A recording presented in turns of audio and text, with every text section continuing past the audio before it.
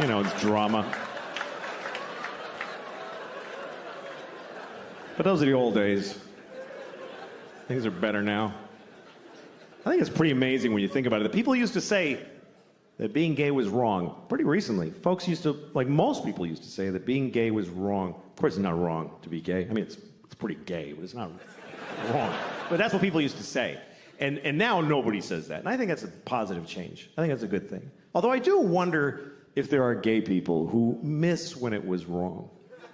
Maybe there's a few who miss when it was, because wasn't it a little more fun when it was like, this is fucking crazy? Like, didn't that give it a little zhuzh, a little, I could lose my job, oh fuck. Because now they're like everybody else, which is great, and they can get married, that's terrific, but is that fun to fuck your husband at your house? Wasn't it more fun to be in an old nightclub at 4 in the morning like, I'm breaking my mother's heart. Oh, yeah. I don't know. I don't even mean just gay people. Just some people like when sex is a little fucked up, you know? Some people like when sex is a little fucked up. All right. No. All right, you want to talk about it? Should we talk about it? Yeah, all right. I don't mind talking about it. Okay. Here's what I'll give you some advice. Here's some advice that really only I can give you. Here's my advice. If you ever ask somebody, can I jerk off in front of you? Just let me finish. Let me finish what I'm saying. Fuck. Okay. If you ever ask somebody, may I jerk off in front of you?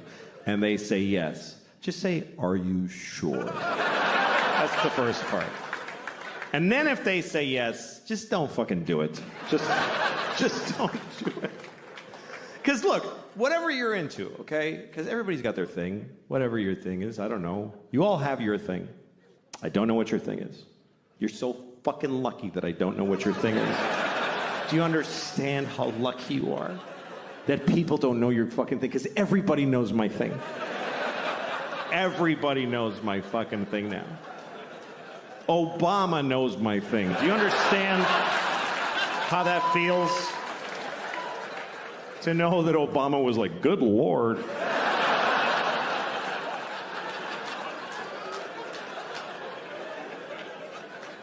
Everybody in the world knows my thing. I got on an airplane in Italy. This little kid was like, Mama, that's the guy who checked off in front of the people.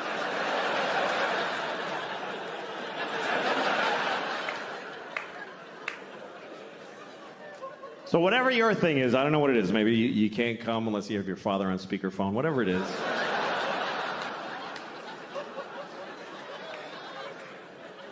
If you want to do it with somebody else, you need to ask first. But if they say yes, you still don't get to just go, woo, and charge ahead. You got to check in often. I guess that's what I would say. Check in. Because it's not always clear how people feel. Like, men are taught to make sure the woman is okay. But the thing is, women know how to seem okay when they're not okay. So you can't just look at her face and be like, yeah, her eyes are dry, we're fine, let's just keep going. You got to check in. Because communication during sex can be very confusing. Like, sometimes you're with a woman, you're having sex, she's making noises, she's going like, ooh, ah, and you're like, oh, she loves it. Not necessarily. Sometimes they're making those noises just to get through it. Because it's easier to go, ooh, than to say, I hate how you fuck me. Honestly, it's awful. So she goes, ooh, baby. It's kind of like a Negro spiritual. It's sort of similar. So to assume that she likes it is like if they heard slaves singing in the fields and you're like, hey, they're having a great time out there.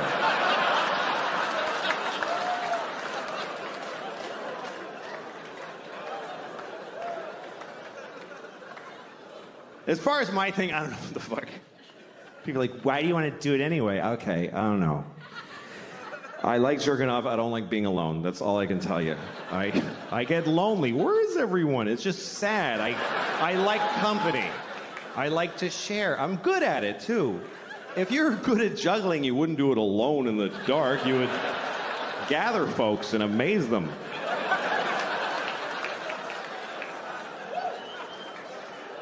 Anyway, that's all I'm going to say about that shit.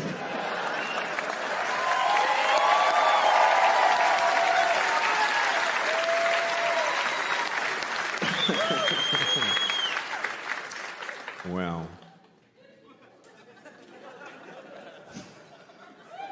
Let me ask you a question. You ever wonder how many people ever fucked your mom? We're almost done. You're doing great. This is important to me. You ever look at your mom and go like, Mom, how many dicks? Just how many? I lost my mom, so those are the things I don't know, so I'm curious. I don't feel like a lot of dudes fuck my mom. Not because she's like pure, because I don't think so. But I hope it was as many as she wanted. That's what I hope. I hope she got all the dicks she ever dreamed of, because I loved her. I hope at the end my mom was like, that was plenty of dicks.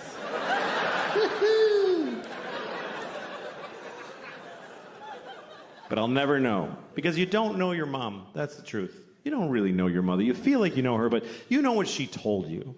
She didn't tell you shit. You don't tell your kids your life. What did your mother tell you? I won a swimming medal when I was 12. She didn't tell you, like, I used to fuck this guy at work. It was amazing. She didn't tell you that. Think about your mom's life story as she told it to you. There's huge holes in that story. Like, well, I graduated when I was 22, and then I met your father when I was 35. Feels like a lot of dicks would fit right in there, Mom. You know those movies where a mother and a daughter switch bodies? You ever seen a movie like this? It's always like Freaky Friday, some Disney comedy where a mother and a daughter switch bodies, and then they're like, whoa! Then they have to water ski and be in a rock band together. And then they switch back and they know each other better. That's the formula. I think they should make another one of those movies. But it should be about a mother who switches bodies with her son. But it's not a comedy, it's a drama. Like a medical affliction. They're upset the whole time. She's in the bathroom in the morning. I'm holding my son's penis. It's confusing. And her son is in her body. He's like, I don't want to be my mommy anymore. I don't like how it feels.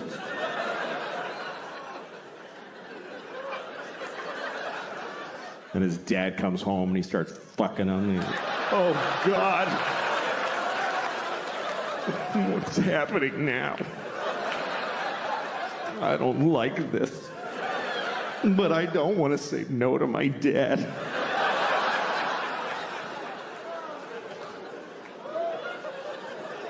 And then at the end of the movie, they never switch back. You guys were great. Thank you very much for coming tonight. It was a pleasure talking to you. Get home safe. Thank you very, very much.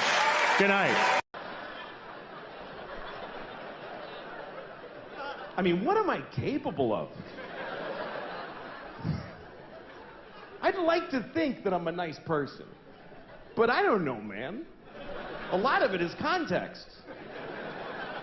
There's a lot of things I wonder if the world was different. Like if murder was legal, I might have killed a few people. I don't know. I'd love to think, oh, I would never do that. But we really need the law against murder. For one simple reason. The law against murder is the #1 thing preventing murder. We'd like to think it's because, like, oh, I would never do that. No, it's because it really sucks getting caught murdering. A lot. If murder was legal, or just a misdemeanor, like you get a thing in the mail, oh, shit, they had a camera there. Oh, well.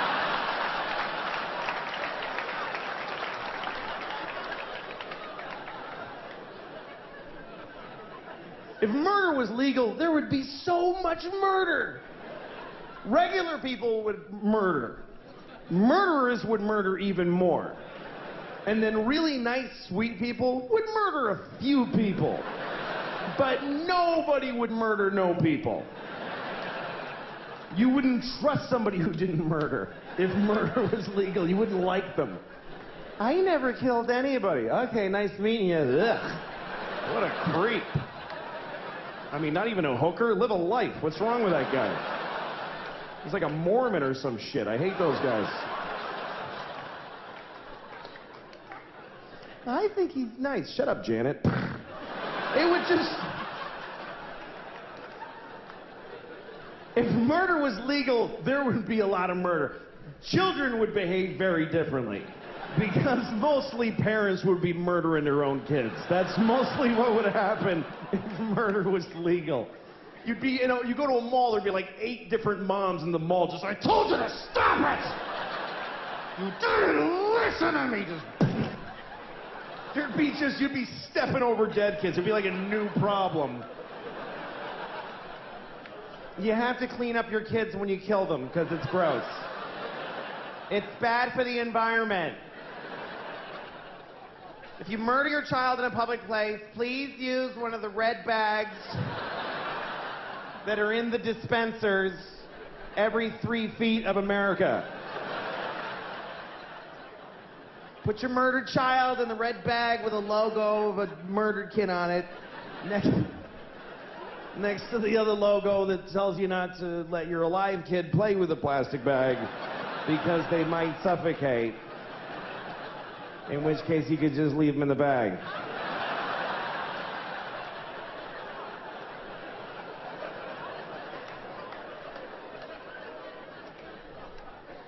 That is a whole bunch of horrible thoughts right in a row. Right in a row. That is a compressed area of bad thought. One time I went shopping. You ever do this? I went shopping and I had no money and I forgot. You ever done that? Like, you ever just forget you're broke and like go eat a meal or something? And then you realize, whoops. And I went like I went to this department store and I got like an electric toothbrush and all this stuff. And the guy goes, $85? And I was like, oh, I don't have any money. And he's like, well, you don't have enough? No, I don't have any.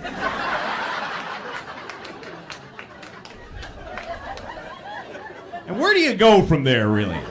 What's the next step from that? He didn't know either. He's like, you want to put some items back? Is that what you're saying? Put them all back, I think. Gotta keep marking a price down until you hit 0.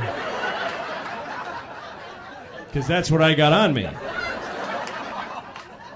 What do you do? I didn't know how to leave, even. Like, all right, well, I'm all okay. I'm all set. I enjoyed picking this stuff out anyway. What do you do? You ever been that embarrassed in front of other people that you think there's no way they're not going to hate you for the rest of their lives? But anyway, I'm glad I'm here because of you, and I want to do a good show for you. That's my job. That's the simplest thing in the world to me, is that you should do your job. You should do it well. And not because of how well you get paid, but because that's your job. I never understand people when I go to a place to get a thing and they do their job shitty out of spite for how shitty their job is. It makes no sense to me. Why wouldn't you want it? Why do you have to make my coffee sarcastically? I don't just give you carrots. Hear your majesty, enjoy your coffee. You know, why? Why wouldn't you want it to? You know why? Because you're 20, you piece of shit. That's why. Because you're a 20-year-old piece of shit. I'm sorry, but I am prejudiced against everyone who's 20 years old that works at a place. Because they just think that if you just stand there and hate it, somebody will go, oh, well, then let's make you a director. That's how that works. Just if you, clearly you're better than this. 20-year-olds are the worst people because that is a person who has been taking and just sucking up and absorbing fucking education and love and products and just giving nothing back. They're ripe like a big fat ripe orange on a tree and the tree's like, get the fuck out of here. Jesus, this is crazy. What? Fuck you, I don't want to go. If you're 20, I guarantee you, you never did anything for anybody. Yes, you went to Guatemala on a school trip and they told you helped, but you didn't help at all. You were a way bigger pain in the ass than you were any help to those. They're like, I got a mudslide in my house and I got to babysit a fucking college student. Just take a picture of her with a shovel so she can put it on Facebook and leave us alone. I had such an amazing experience. Really? Did you take from them too, you motherfucker? 20-year-olds are not interesting people. They have nothing to say. Nothing has happened to you. My parents moved and I go to school. Who gives a shit? Unless you beat cancer as a child, you have nothing to say. I'm more interesting because I'm 43. That mathematically just makes me more interesting. Just because shit has happened to me. I've collected stories. When I was 35, a woman blew me, and 2 years later, she killed herself. She hung herself to death. That's an interesting story. That's worth listening to and pondering. Because it means it takes 2 years after blowing me for the shame to be too much that you gotta do yourself in. That's the gestation period.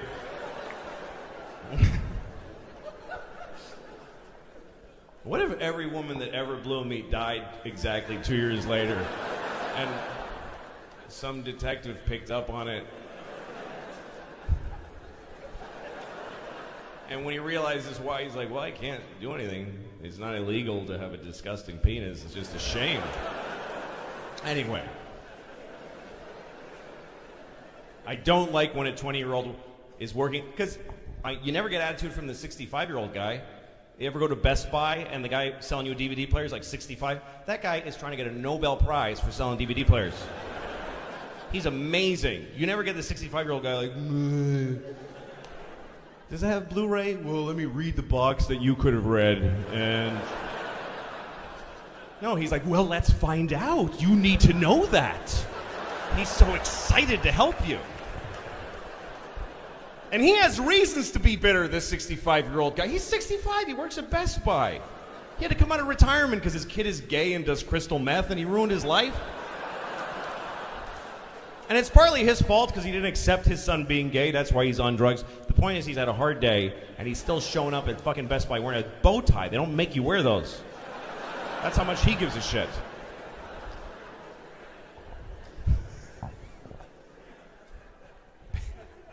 I don't know, man. Younger people, okay, fine. You know, I'll wait and see. Maybe you'll be interesting. I heard that ducks have one hole. I don't know if you know that, but ducks have one hole. And they pee out of it, and they shit out of it, they get in it, and they lay eggs out of it. That has got to be one smelly, dirty hole. That hole has got to be a pretty awful place. I feel a little bad for the man duck because ducks are monogamous. I don't know if you know that, but ducks stay in their relationships forever. And by the time that duck gets to be 48, her husband must be like, dude,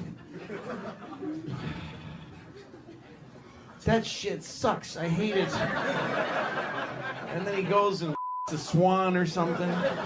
His wife's like, why are you swan for? She's got an asshole. That's why. She's got an asshole. Okay? I got a green head.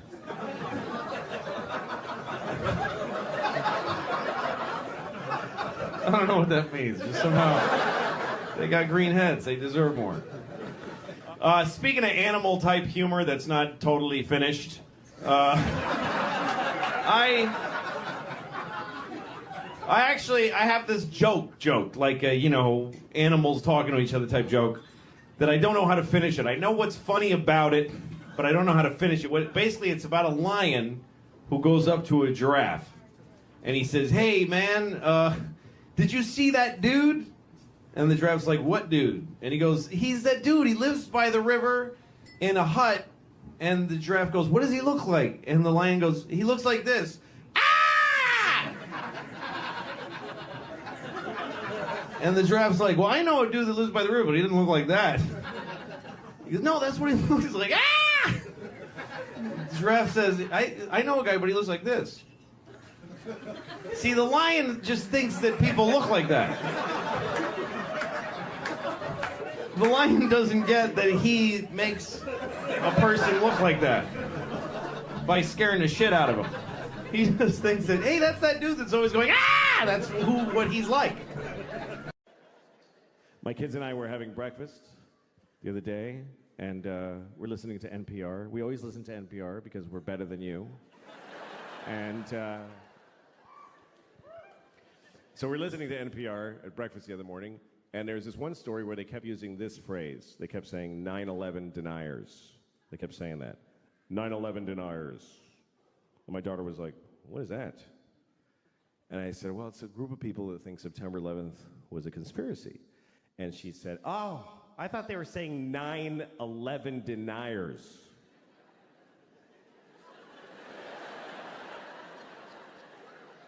Yeah, she thought they meant 9 people who just ain't buying this 11 bullshit.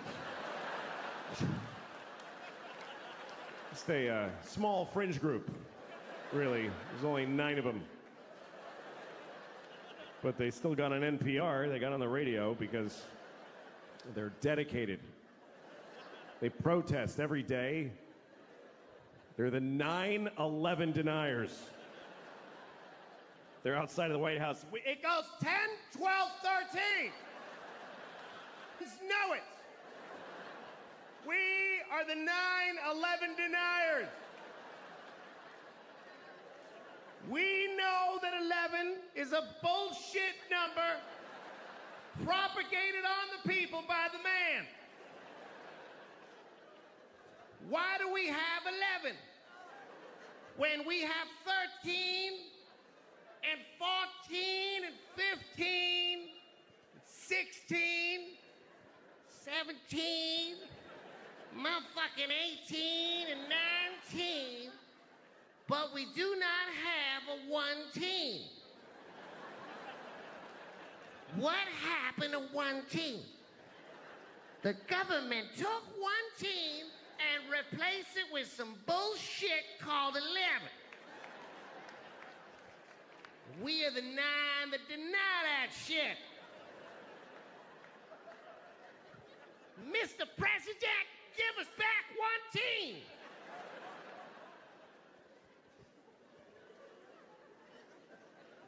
I don't mean to offend any Chinese people with a stereotype, but That's right, I'm Chinese, motherfuckers.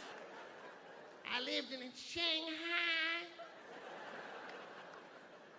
I'm Chineser than a motherfucker. I'm a chopsticks and whatnot. Ha! all right. I'm sorry. Here's the thing. Stereotypes are harmful. That's the truth. But the voices are funny. And I don't know how to reconcile those 2 facts. I enjoy doing the voices, but they're offensive. So I do them at home. I used to do them for my kids when they were little. They liked them. They didn't know it was a race thing. They just enjoyed, Daddy, do the friendly man. You want me to be the friendly man, little girl? We love the friendly man. He loves little white girls too. Let's have some scrambled eggs.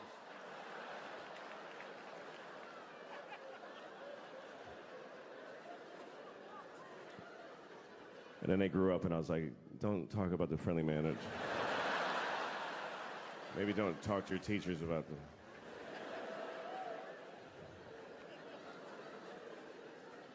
My kids go to public school in New York City, and all right, send your kids there then. Teach them that that's what life is like.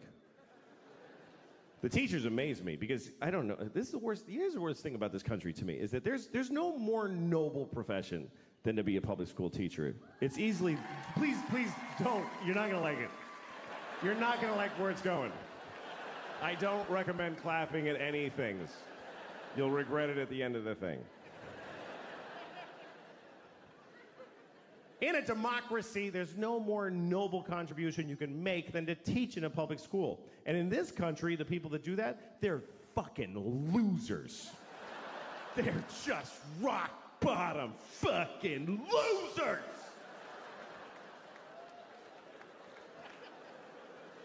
And everybody knows it, but they keep doing it. New people are teaching every day, knowing how shitty it is.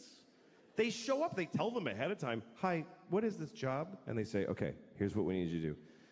We need you to make children know math.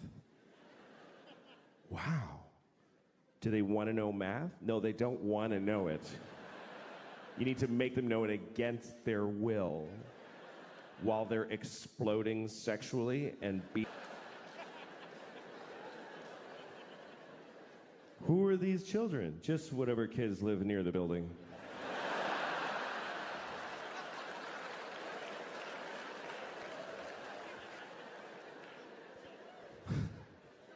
How much do I get paid? About $10 every 4 years. What if I get really good at it? What happens? Nothing. Nothing happens. Nobody notices, and you get fired, and you die alone. Okay, I'll try it for 25 years. My daughter's learning about Greek mythology, and she was asking me questions about it. She was like, Daddy, who's Achilles' mother? I said, I don't fucking know. Don't ask me that shit. I don't know who Achilles' mother is. Don't yell it out if you know it, please. It can't be empathies. Nobody cares what you know. She had a question about Achilles, and it was an interesting question, and I'll tell it to you. But first, the story of Achilles, real quick. Achilles was a baby. He was a Greek baby, and he didn't stay that way. But when he was a Greek baby, his mother, who was a goddess, took him into the river Styx, which is at Hades, the land of the dead, and she dipped him in the water of the river Styx because there was a magical quality to that water that it would make you impervious of any harm. You couldn't be hurt. It was like a shield, right? So she dipped him in that water to protect him. But she held him by the heel. That's the important detail. Held him by the heel, which is an awkward way to hold a baby. By the heel. Try holding a baby by the heel and dipping it in a river. You'll never see that baby again. I lost the baby in the water. I was trying to wash him and he fell in the river. I'm sorry, Mr. Achilles, I lost your baby. You told me to hold him by the heel. He's asleep.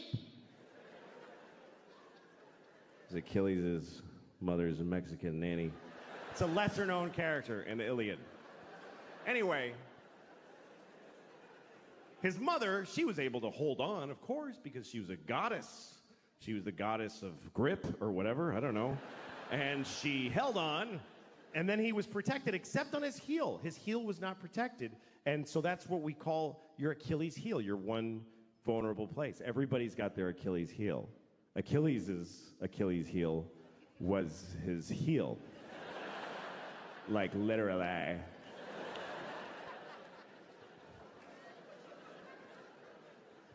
Anyway, so my daughter, here was her question. She said, how come his mother didn't just dip him again? She could have just dipped him one more time with the other leg in there. Did she just like, you're like a sign that says one dip per goddess? Did you ever color an Easter egg? It's not that complicated. You dip it, and then you hold it differently and dip it again. Smart kid. I was proud of her. But at the same time, I thought, who the fuck are you to judge this woman? It bothered me. Because here's what the story of Achilles teaches me, is that if you're a parent, it's never enough what you do for these motherfuckers. It's just never enough. It's still gonna be your fault. How much more do you want from a mother? She dipped her kid in magic water and protected 99% of his body. Is any of it up to him? He could have just wore a big shoe and be careful. But he goes out in sandals, fucking flip-flops,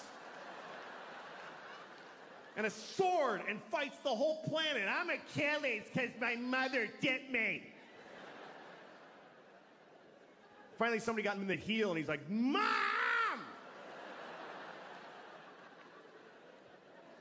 Thanks a lot, Mom! Get my heel. She's so stupid, she ruined it. Fuck you, Achilles, you Greek dick.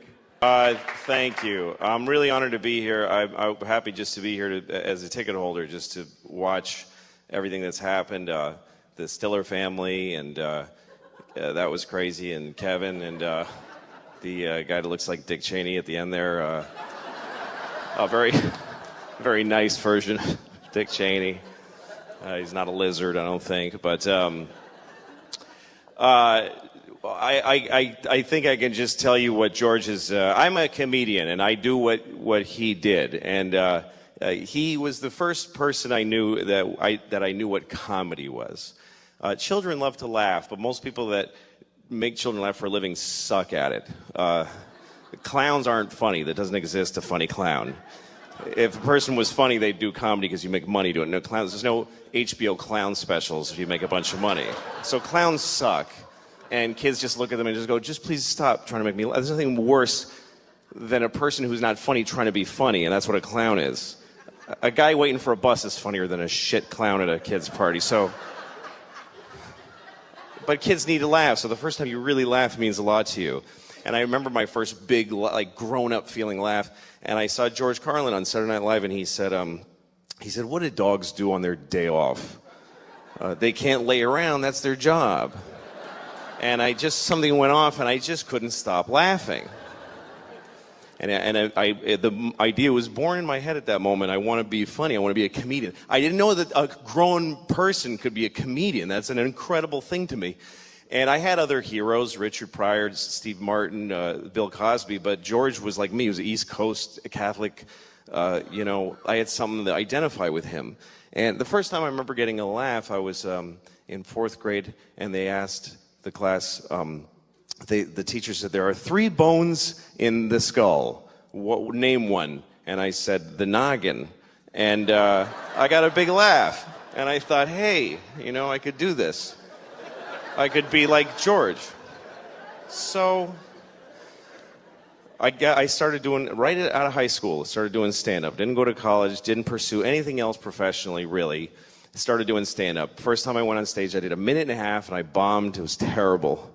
But I wanted it so badly that I kept trying, and I learned how to write jokes. And I just had jokes, kind of funny thoughts. And about 15 years later, I had been going in a circle that didn't take me anywhere. Nobody gave a shit who I was, and I didn't either. I honestly didn't. I used to hear my act and go, this is shit, and I hate it. But I've been doing this for 15 years, and stopping now is like getting out of prison. Like, what do you do after 15 years of stand-up comedy? How do you re-enter the workforce? So I was in a really bad place.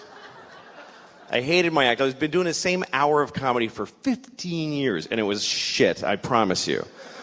And I was working places like Chinese restaurants, and I'd do a show in a Chinese restaurant where they don't even know there's a show going to happen. They're there to eat, and all of a sudden you'd go, hey, everybody, and people are like, I'm eating. I don't want to be forced to sit in this. So I was doing a Chinese restaurant called the Kowloon in Boston, in Saugus, Massachusetts, and I was sitting in my car after the show just feeling like, this was all a big mistake. I'm not good enough. And I felt like my jokes were a trap. And I listened to a CD of George talking about comedy and the workshopping it and talking about it seriously. And the thing that blew me away about this fellow was that he just kept putting out specials. Every year there'd be a new George Carlin special, a new George Carlin album. They just kept coming. And each one was deeper than the next. And I just thought, how can he do that? And it made me literally cry that I could never do that. I was telling the same jokes for 15 years. So I'm listening, and they ask him, how do you do all this material? And I'm like, and I hear him, and he says, well, I just decided every year I'd be working on that year's special. And I'd do the special, and then I'd just chuck out the material. And I'd start again with nothing. And I thought, that's crazy. How do you throw away? It took me 15 years to build this shitty hour. If I throw it away, I got nothing. But he gave me the courage to try, and also I was desperate. What the fuck else was I going to do? This idea that you throw everything away and you start over again. And I thought, well, okay, when you're done telling jokes about airplanes and dogs, and you throw those away, what do you got left? You can only dig deeper. Start talking about your feelings and who you are. And then you do those jokes and they're gone. You got to dig deeper. So then you start thinking about your fears and your nightmares and doing jokes about that. And then they're gone. And then you start going into just weird shit. Yeah, eventually you get to your balls. But there's a whole... It's a process that I watched him do my whole life, and I started to try to do it. And I started to think, because he says whatever he wants. What do I really want to say that I'm afraid to say? And at the time I was a father. I am still a father. But at the time, I didn't take off yet. The jury's out. My oldest is 8. I could still split. So far, I'm still there. I was having a lot of hard time being a father. And I wanted to say it on stage. And one night I thought, okay, forget all the old jokes. I'm going to start again. And I thought of the first thing. I said, I can't have sex with my wife, because we have a baby, and our baby's a fucking asshole. It's just what I was feeling, and I said it. And the audience went, whoa! And I thought, oh, I'm somewhere new now. And I said something like, I never used to get babies in the garbage, but now I understand it. And they did that. And I thought, I'd rather have that than the shit tepid laughter for my 15-year-old jokes. So I started going down this road. And he was always the beacon for me, always, this guy. He always gave me the courage. He says, the line that Kevin quoted, where he said people at abortion rallies are usually anti-abortion rallies are people you wouldn't want to fuck in the first place. He opened a special with that at Carnegie Hall. He comes out on stage. You have to watch it, and he doesn't milk the crowd for applause. They're applauding, and he goes, they're all going, George, and he goes, yeah. I got to get this out. You ever notice the people anti-abortion rallies are people who want to fuck in the first place? And most comedians would do a good half an hour of really sweet material and couch that joke in but he just had to get it out there. So he set that example for me, and that's the way I've done my act. And since then I've done 3 comedy specials, and I've started down the same road. It's been a massive change for me. I feel every year I've got something to work for. I'm doing exactly what he taught me to do, and on stage I feel a courage to say what I want to say because of this guy. And anyway, a few years ago, I was about to tape my second stand-up special, and he was taping the same night in LA. He taped his last special on the same night that I taped one, and I remember feeling like, this is amazing that I do what this great man does, and that we do it in the same way. And he died, and he kicked me in the balls when he died. It really hurt. And then I remember that, and I don't want to be doing this, I'm sorry, but later I was at it doesn't matter, and my phone rang, and it was his daughter, it was Kelly. And I have 2 kids, and they're girls. So I thought, he's got a daughter, and his daughter's calling me. And I know what it means to have a daughter, because I have 2. And she's calling me and asking me to come and say something about what he meant to me. So that was a big moment for me. I'm very proud to do what George did. I know I was supposed to close funny, but I'm not good at doing stuff that isn't my act, so I'm sorry. But he was a great man, and anything that ever happens to me that's good is due to this guy. And I can tell you, because I do what he did, that it was really hard to say the shit that he did, and that it took a lot of courage. It was difficult. So thanks for coming and honoring him, and thanks for having me.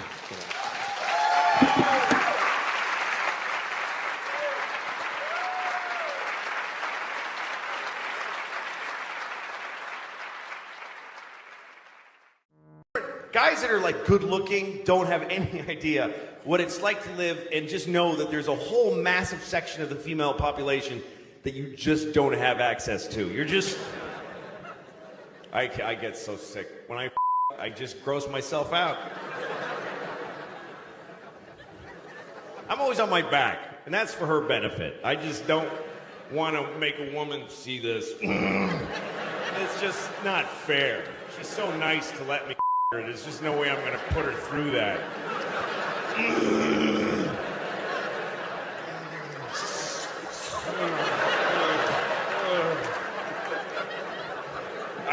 I always got to have my shirt on, too, because last time I did it without a shirt on, and I was like, I'm like this, and it hangs. It's a mother dog. It's a mother dog's, like, 14 nipple belly. That's what happens if I go like this. It's happening now, you just can't see it. It's a six-pack. For a whole other reason. It just hangs in sections. It actually, in 3 sections with a split in the middle. And it jiggles when I'm too. It's not like it's just there. Last time I let that happen, I looked down and I was like, oh no.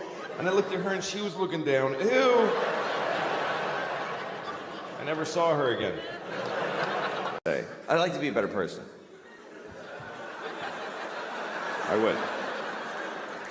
I'd like to be a better person. And I think I'm getting worse as a person. Because as you get older, you start finding out, like, let me give you an example before I rented a car a couple weeks ago in Los Angeles, had the car for a few days, and then when I went home, I had to drop the car at the rental place. You know, you gotta go to the rental place that's off the airport, give them the car, give them your thing with the mileage, you gotta get on a bus, and then go to your terminal and check in. I was late, and I was worried about missing my flight, so I knew I had no time to do any of that. So I never did this before, I just drove my car right to the terminal and just left it there. And I got on the plane. And once I was on the plane and I had a little moment, I called Hertz, and I said, hey, listen, your car is sitting out in front of Terminal 4, and the keys are in it. So that's where it is. And the guy was like, you can't do that. You have to return it to this location and then get... And I go, well, I didn't do that already. And now I'm leaving California. So if you want your car, you need to go to that place where it is. And he was like, oh, Jesus, man. All right, we'll get it. And that was the end of it. And I realized I could do this every time. Every time I rent a car, because of course they want you to do all that shit. But if you don't, they still want the car back. They're gonna send a dude. You could drive a car till you don't want it, just get out of it while it's moving and just walk away. Well, I don't feel like being in that car any longer. Just call Hertz, hi, your car is drifting into the intersection of 28th and Broadway. If you're interested, it's now your problem. But see, this is a terrible realization because you should act in a way that if everybody acted that way, things would work out. You should, because it would be mayhem if everybody was like that. And most people kind of don't care. Most people are very selfish. Most people don't give a shit what happens as long as they get to do their favorite thing. People don't even want to back off from their favorite thing. They won't even do their second favorite thing. Like, you ever seen somebody like they're at an intersection and they want to make a left, but they're in the all the way right lane because they messed up. So now here's the guy. He's in the right lane and there's a lot of cars, like 6th Avenue, like a lot of cars, and he wants to make that left. So what does he do? He just does it anyway. He just goes ahead and he just shoves his car through everybody's life without any... And everybody's honking and outraged, and you always see the guy go, I have to. There's no other possible thing I could do. What else could I do except go up one more block and then go left and take 4 seconds? That's not my favorite way, though. That only meets 99% of my criteria. But I'm selfish. I would like to be a better person because I got kids, and I want to, pass on a better. But sometimes it's not clear what the right thing is to do. Like one time, I threw a candy wrapper on the street, and I didn't do it like, yeah. I just, yeah, take that shit straight. I did it because I was, like shaking. I wanted the candy.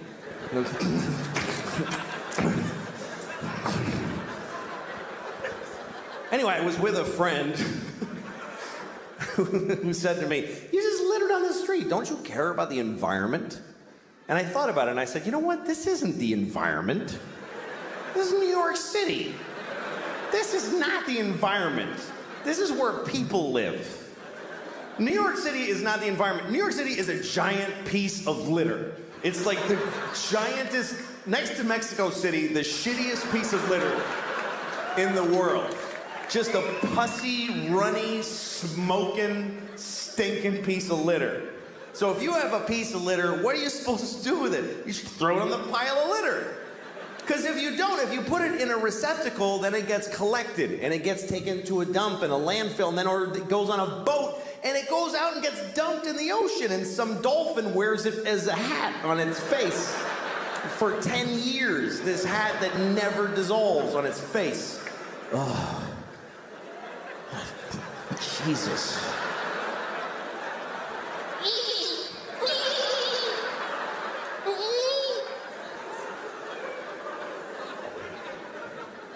I mean, everything that we introduce to the world is shitty. Meaning white people. Because I really think that white people are from like another planet. Because when we came to America, it was so nice.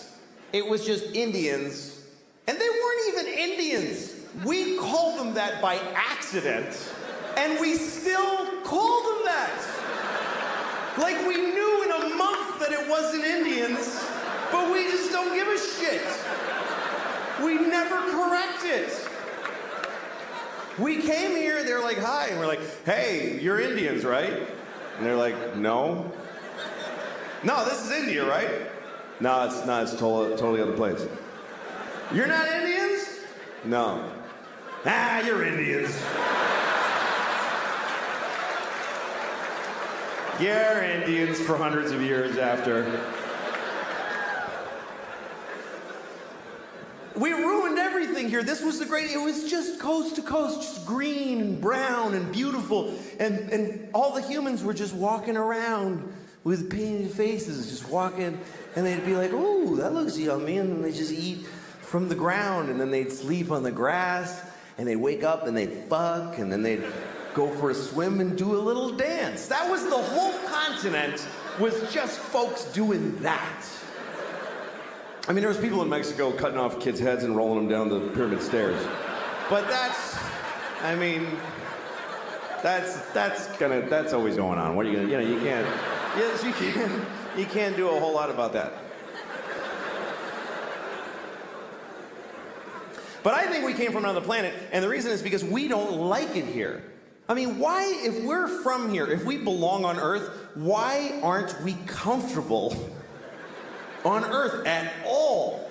We need nice, smooth surfaces and right angles, and we need it to be cool and not too hot, that's just perfect.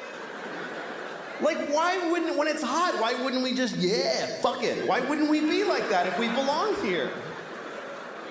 And it's weird because people that aren't, whatever you call there's environmentalists, and then there's people who are whatever, they just hate environmentalists.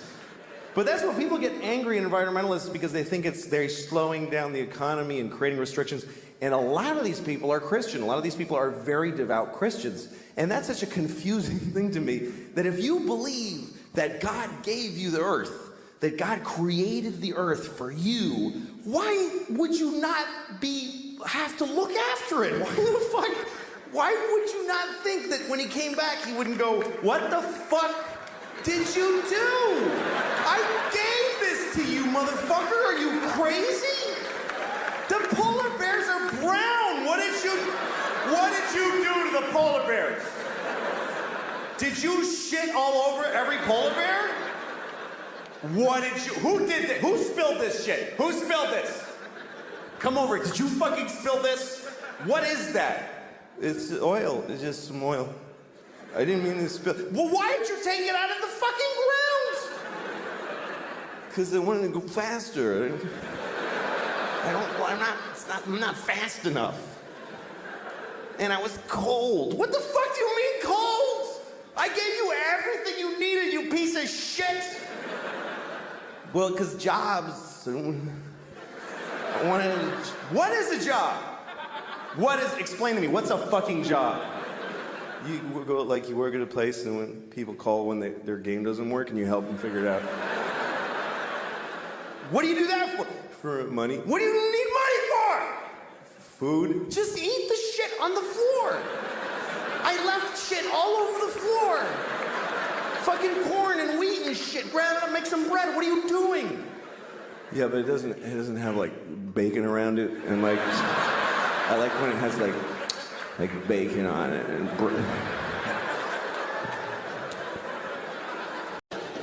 A lot of what they teach kids is just to make them polite people, you know? Like they teach them that there's words you shouldn't use. There's bad words. Don't use the bad words. I can't teach my kids that because I do this for a living. But I didn't want my kids to be, you know, assholes. So I used to tell them, like, okay, look, there's no bad words. There's no bad words. All words are good, bad, nothing. But there's some people that get upset when you use certain words. So if you're going to use those words, look at the person first and try to guess if they're that kind of person.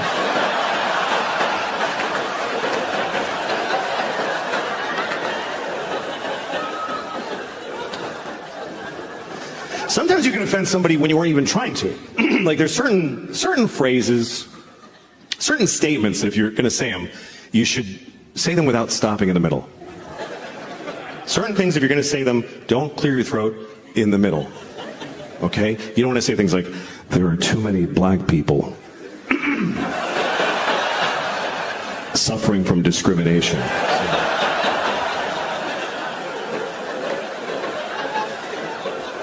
We need to stop the Jews from feeling excluded. I once fucked a baby, and then I fucked him again. So we want to get through that one. Otherwise, people get the wrong idea. They'll think you only fucked that baby once.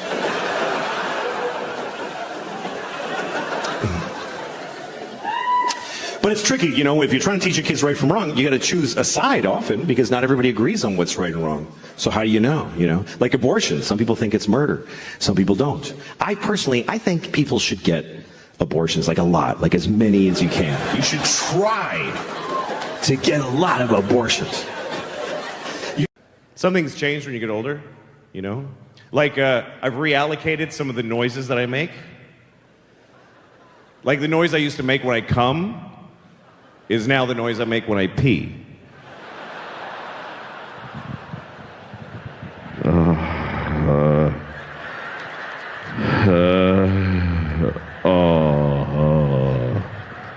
Oh, fuck. Yeah.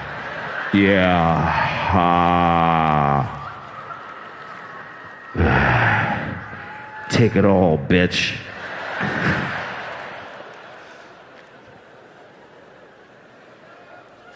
Very disrespectful to my toilet. Unfortunately. Yeah, bitch, you like that, don't you? I'm gonna shit in your mouth too, cause you ain't nothing but a shitty, piss-drinking tell-it. Dumb bitch, tell it. Got my piss on your lips. You ain't intelligent. What do? You sit there all day on your ass, waiting for me to shit in your face. Dumb bitch, tell it. Puh. You ain't even special. I pissed in 3 toilets today. Shit. Quit crying. I love you. It's bad. Well, that's how my dad treated his toilet, so that's where I learned it. Anyway, that's the noise I make when I pee. Some of you might be wondering, none of you are wondering, what noise do I make when I come? Okay, so this is the noise I make when I come. It's not that special. I just go like this. It is done! It's a whole thing with a cloud with funnels of... Ah! The crows come and there's lightning. The circle is complete!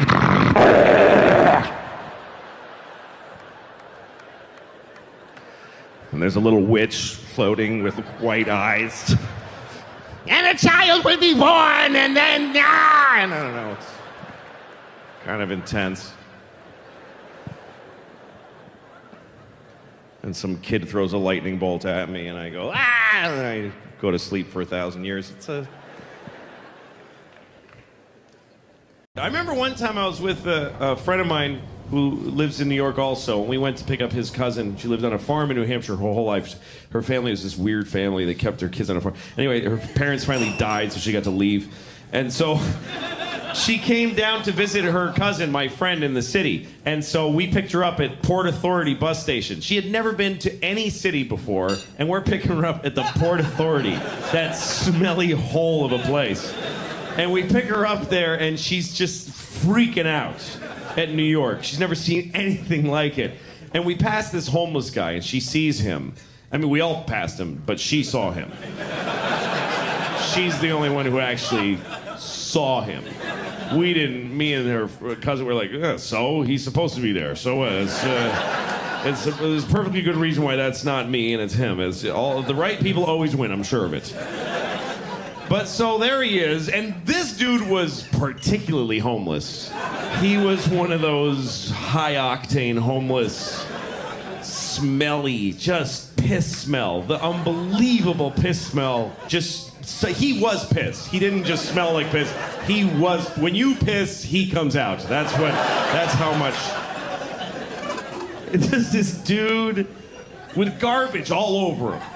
I don't know if he had gathered it for warmth, or folks just went, ugh, all day.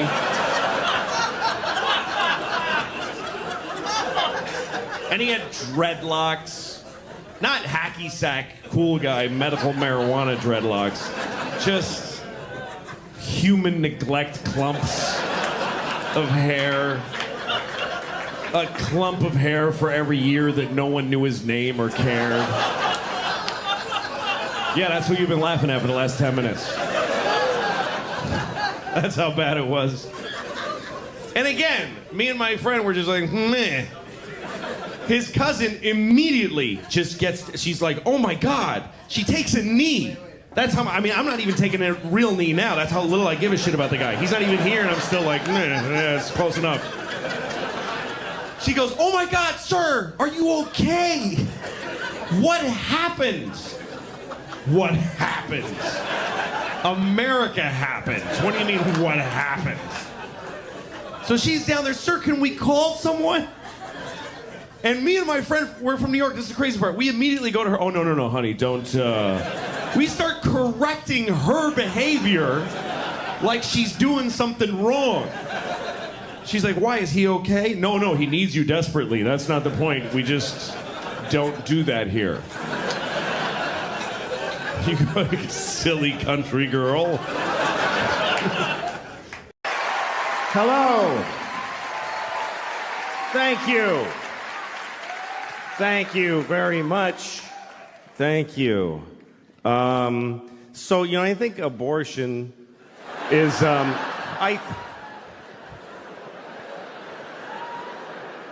here's what I think. This is what I think.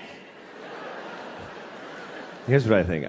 I think you should not get an abortion unless you need one. In which case, you better get one. I mean, seriously. If you need an abortion, you better get one. Don't fuck around. And hurry. That's not getting an abortion that you need is like not taking a shit. That's how bad that is. It's like not taking a shit. That's what I think. I think abortion is exactly like taking a shit. I think it is 100% the exact same thing as taking a shit. Or it isn't. It isn't. It's either taking a shit or it's killing a baby. It's only one of those two things. It's no other things. So if you didn't like hearing that it's like taking a shit, you think it's killing a baby. That's the only other one you get to have. Which means you should be holding a sign in front of the place. People hate abortion protesters. They're so shrill and awful. They think babies are being murdered. What are they supposed to be like? I don't know, it's not cool. I don't want to be a dick about it, though. I don't want to ruin their day as they murder several babies all the time. I don't think it's killing a baby. I don't. I mean, it's a little bit killing a baby. It's a little bit. It's 100% killing a baby. It's totally killing a whole baby. But I think that women should be allowed to kill babies. That's what I think. They should be allowed to kill babies. Yeah. We kill babies! Do some shots and kill some babies. I killed like 4 babies last night. It was fucking retarded.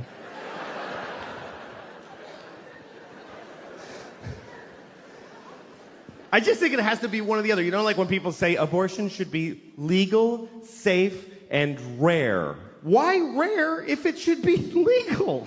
If it should be legal, it's shitting. If it should be rare, it's murdering babies. But again, women should be, because 2 reasons I think women should be allowed to kill babies. Number 1, I don't think life is that important. It's just not. It is not. People get too excited about life. Oh, life, fuck you. It's not that. It's. Make a list of every shitty thing ever that's in life. Life is okay. I like life. I like it. I don't need it. I'd be fine without it. I like life, though. I do. You know how much I like life? I have never killed myself. That's how much I like it. That's exactly how much I like it, with a razor-thin margin. I like it precisely enough to not kill myself. It's an option, though. It's totally an option.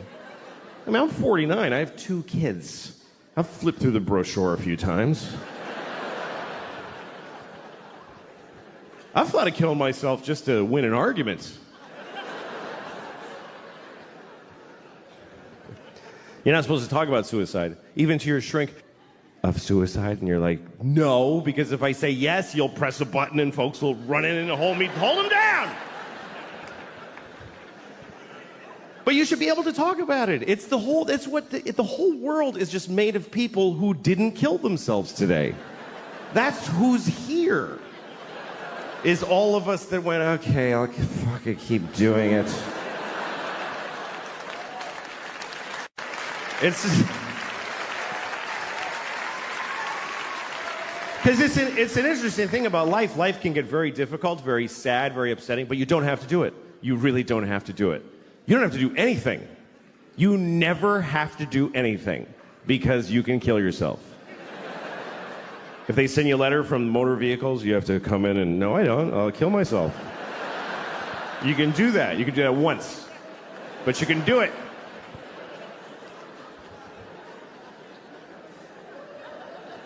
And it's interesting because even when life gets bad, people generally choose it over nothing. Even the worst versions of life, even a shitty, shitty life is worth living, apparently. Because folks are living the fuck out of them. You ever seen somebody, you're like, he should kill himself. Why? You ever been driving and you look at the next car and you're like, oh shit, I wish I hadn't looked in that car.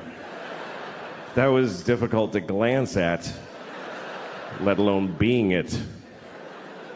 Just a guy in a tan car. Nobody chooses tan. Nobody picks tan for their car. They give you tan. Is that mine? Yeah, it's yours, fucking loser. Made it tan. They shouldn't even make tan cars. It's mean to make them. You look over, you see a guy in a tan car with just dents all over it and a garbage bag for a window.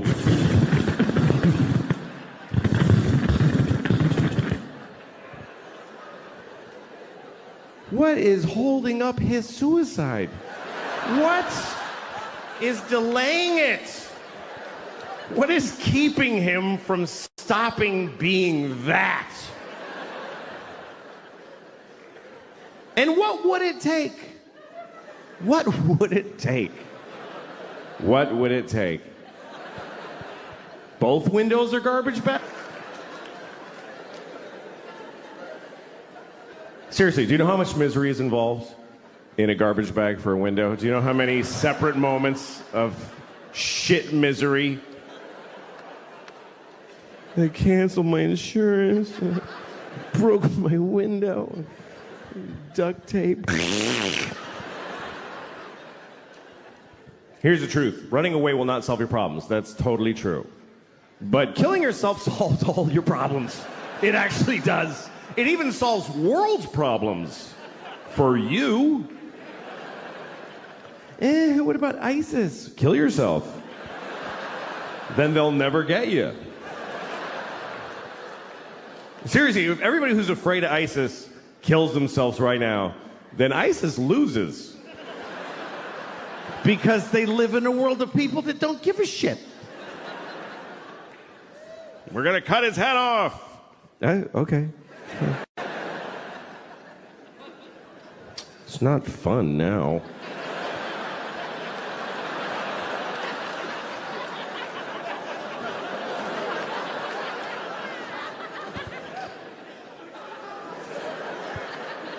I think the worst thing about being beheaded is that you look really dumb right after. That's the worst part. They go like that, and you're like, just that's fucking dopey. I don't think they like beheading bald people because they can't do this thing. That's the best part. They gotta go like this. It's not as cool. So just shave the top of your head and you won't have to worry about it.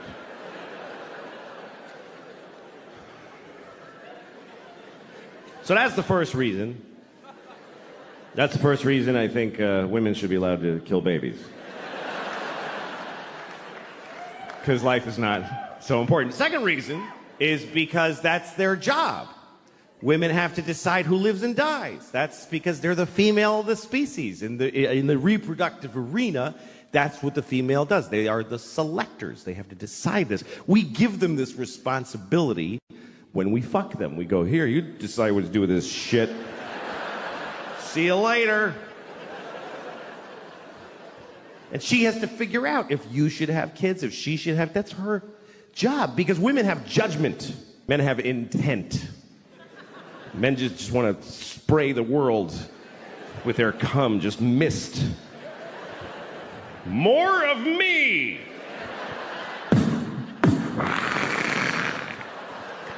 More of me!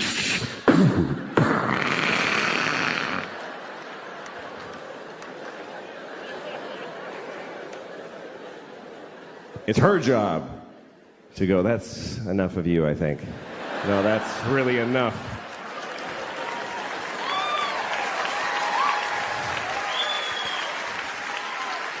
I don't think that face needs to repeat. I've seen your father, and it's not getting better. And sometimes she doesn't realize this until after you fuck her. That's actually when she really knows, is when you're like, yeah! And she's like, I'm not having this piece of shit's baby. And that's why abortion is the last line of defense against shitty people in the species. So we need them to abort every shitty baby. I mean, all animals do this. Animals do it. Late eat this one.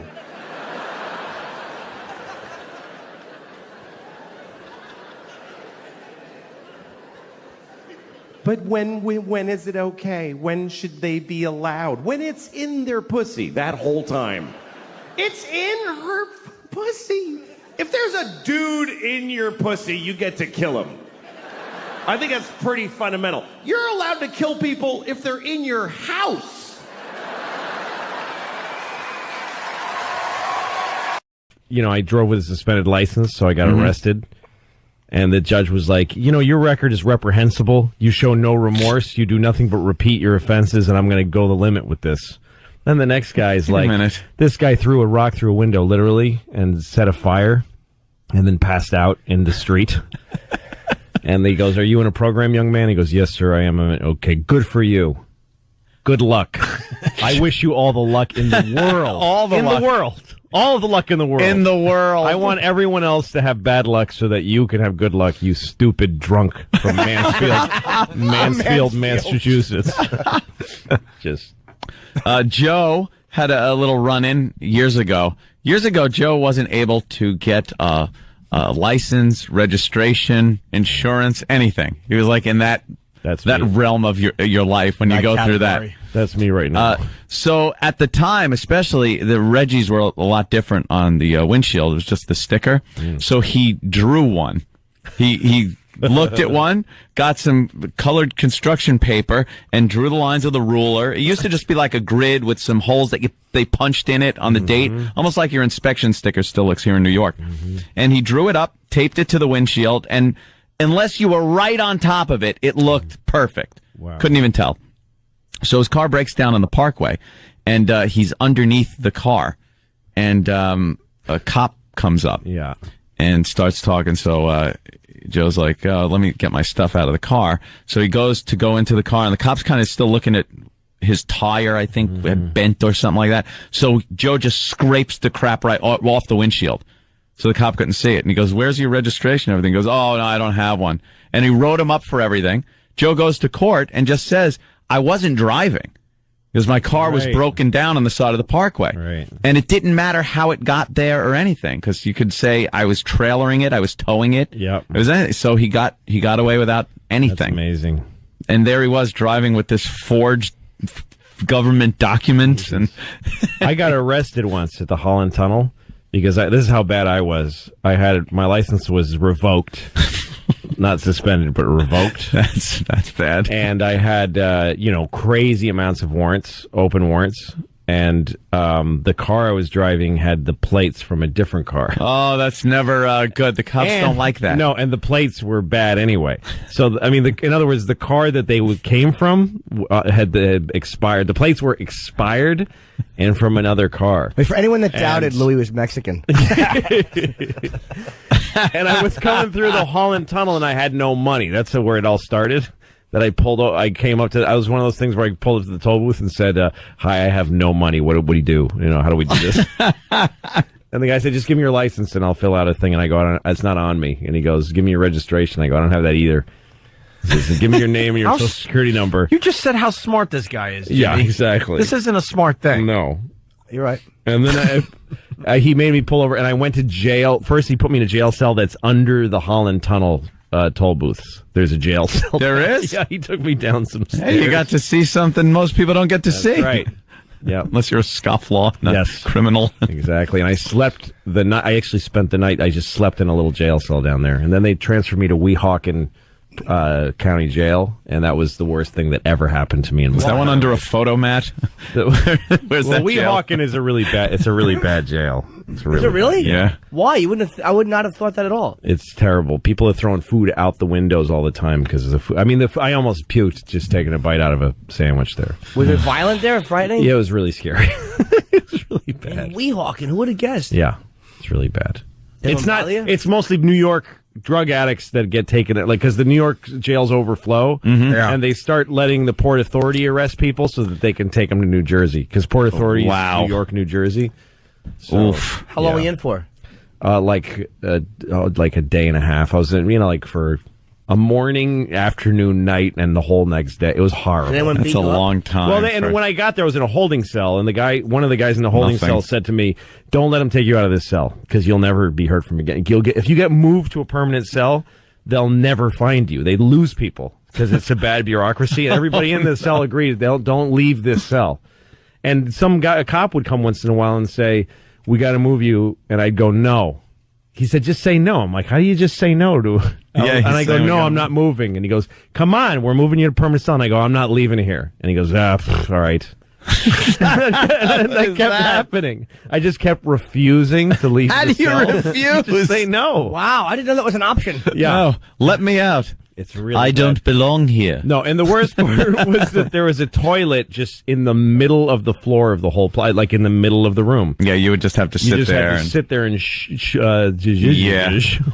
There's no close. There's no privacy. I bet I got dumped anything. even though I didn't. No, say it didn't. I think you stopped it. So wait, did you get moved to a permanent cell? You'd be there for a week, maybe. Basically, and I mean, I was because I made bail before I even arrived, because I called. I used the phone in the Holland Tunnel cell. And I made bail right away, but it took 2 days for the bail to find me. Oh, it's amazing. Man. Yeah, it's bad. How much was prison bail? System is bad. Oh, I mean, I had to pay. Yeah, it was like nothing. No, it was a lot. It was really? like $600 or something. I mean, for me, that was a lot then. Now I would. You're like, I'll pay $6 million to get out of here. I don't have that kind of money. Figure we could take care of it right here in Brainerd. Give him that one. Exactly. Right here in Brainerd. I just want to be in full compliance. Yeah. Oh, thank you, Iraq. Yes. Yes, because that helps Fargo song. They want more stuff. But no, it's hard. Having kids and being married, it's difficult. And, whatever. But one thing it's made me is it's impossible for me to have any sympathy for single people. I just don't give a shit about single people. I don't dislike single people, but I don't get... Whenever single people complain about anything, I really want them to just shut the fuck up. Because... First of all, if you're single, your life has no consequence on the earth. Even if you're helping people aggressively, which you're fucking not, nobody gives a shit what happens to you. You can die and it actually doesn't matter. It doesn't. Your mother